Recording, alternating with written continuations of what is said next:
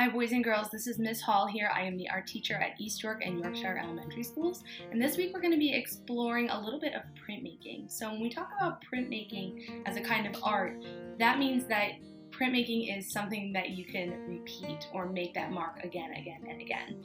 It's a little bit different than painting in that way. So we're going to be using some of those same materials, but instead of using a paintbrush, you're actually going to get to go on a scavenger hunt around your house and your yard, find things that you think could make a cool print or impression. Some of the things that I used for my examples were I cut up a paper towel roll, marker caps, bottle caps if you have the caps like a soda bottle. I also used a plastic fork. You could try a plastic spoon. You could pick some flowers or leaves from outside. Make sure you pick like dandelions, not flowers that people are working to grow. Just find things that have cool textures, things that you think would make an interesting print. These are my example ones. I did one that was a little bit more abstract or just kind of a design. And then this one I did sort of more of like a grass and flowers landscape situation. You'll notice that my papers already had a little bit of color on them before I started printing on them. This one I actually printed, I painted with watercolor first, so it had kind of that blue sky look. And this one I actually used coffee to put the color on the paper before I printed on it. So if that's something you're interested in, you could paint a couple of pieces of paper ahead of time and then print on top of them. If you want to try this kind of staining method, you could use coffee or tea. I would not use anything that has sugar in it, like soda or orange juice, because then your paper is just going to be sticky and you might get ants, and that's not good. So coffee, tea, no sugar things are fine to stain your paper. Then you get to go around and gather your materials and try out some of these printmaking ideas and see what you come up with. So let's get started.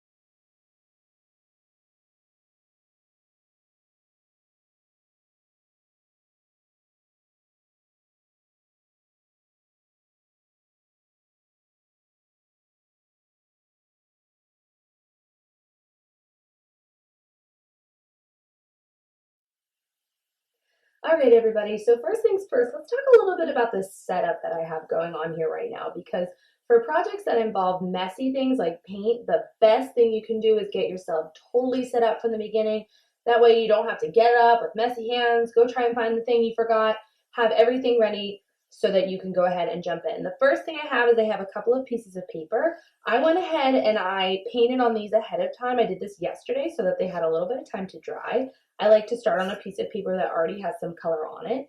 This one I painted with watercolors, and this one I actually painted with coffee. I used some cold coffee that I had brewed that morning, and I just painted on it, and it left these really cool marks. So I've got my paper that I'm going to work with.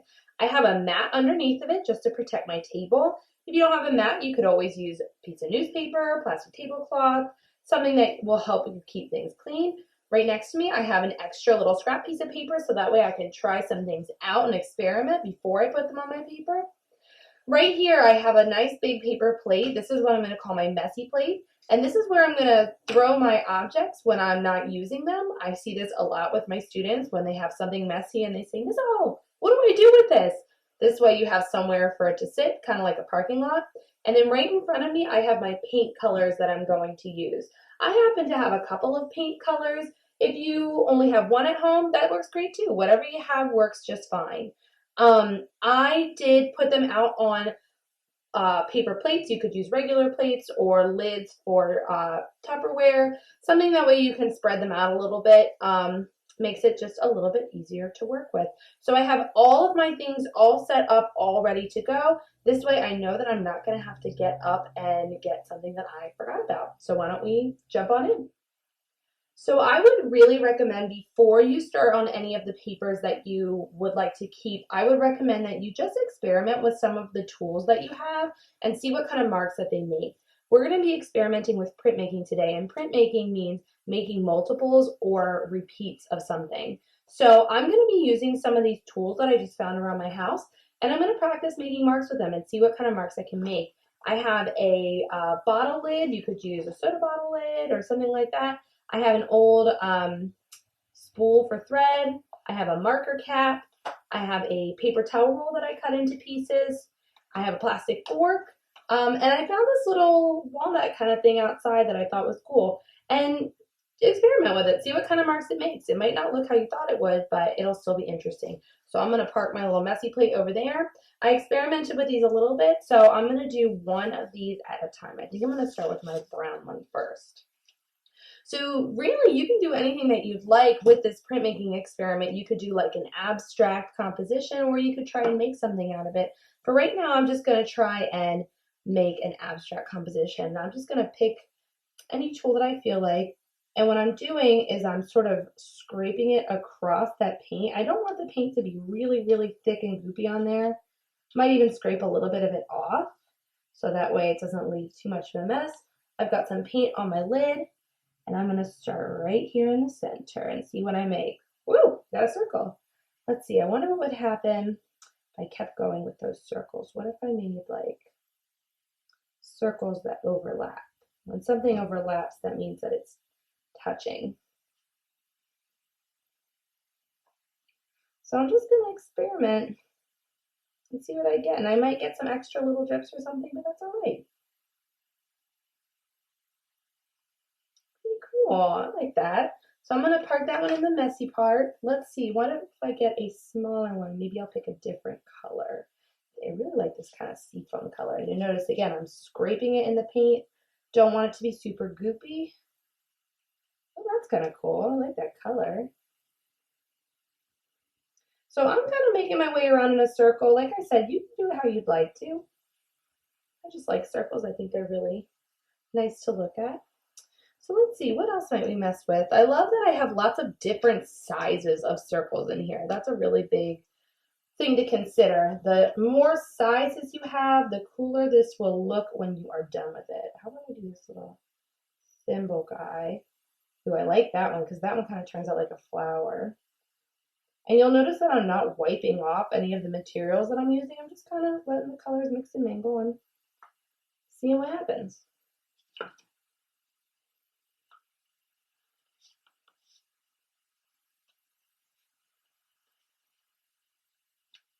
That's kind of cool. Let's see, what have I not used yet? Let's experiment with this little guy. I'm not really sure what he's going to turn out like, but I'll give him a try. I'll dip him in the paint. I love this sunshiny yellow color. Let's see, let's put him out here. Maybe kind of an abstract mark. I like abstract. I'll keep going with it.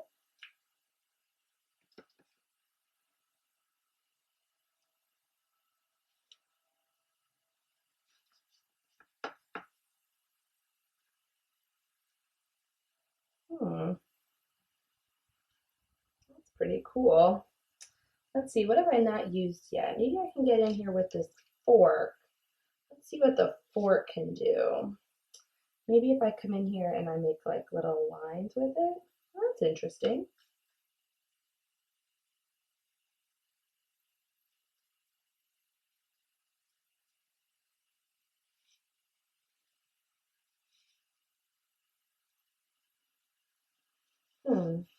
Maybe I'll go back in with some of my smaller things. Add some more circles in there.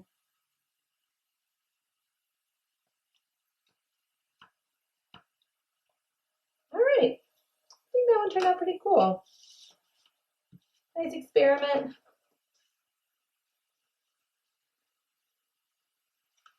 Interesting.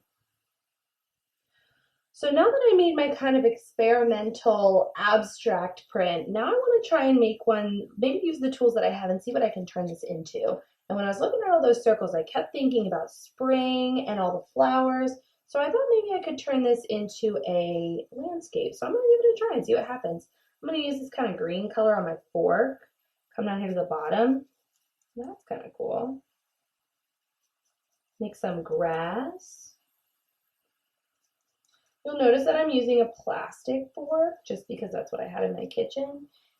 Keep in mind anything that you use, it is your job to make sure it gets cleaned up and put back where you found it. That's why I kind of like using recycled things because they're not things that I need to keep. I can just put them back in the recycling bin and that makes life easy, right?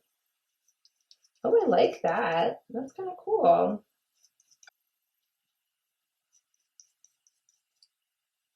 All right, now let's see. I think I'm going to use, actually, oh, that's kind of cool. You can draw with the fork. What if I use this end of the fork? What happens then?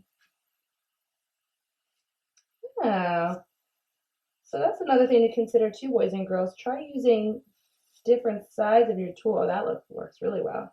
So right now I'm just using the handle end of my fork to draw the stems for my flowers. And you can do any kind of image you want. If you want to make a robot, if you want to make animals, whatever you're interested in. That's up to you. I'm just really thinking spring right now. All right, so now I've got my grass. I have the stem for my flowers. Let's get in here and see what kind of flowers do I want to make. I think I'm going to use this yellow. I love yellow flowers. And I'm just going to dot those all over. I want a nice tall flower for this one. Maybe for this one, I'll use the blue and I'll make bigger flower. Notice I'm not really concerning myself over whether or not something looks perfect because I'm just experimenting and I think experimenting is great. Let's see, maybe I can use the paper towel roll. Maybe we can make a sun. Let's see how that goes. I think I want to put the sun up here.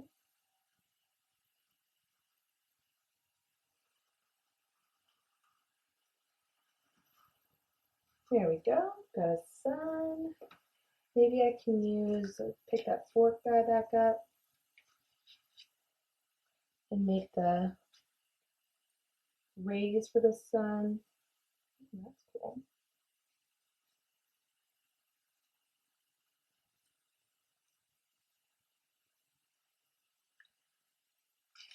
How about, let's do this little walnut guy.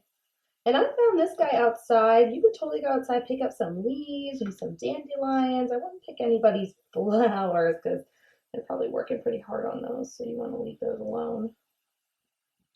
Well, that's kind of cool. Gives you like a flower effect. Interesting. All right. Looking good.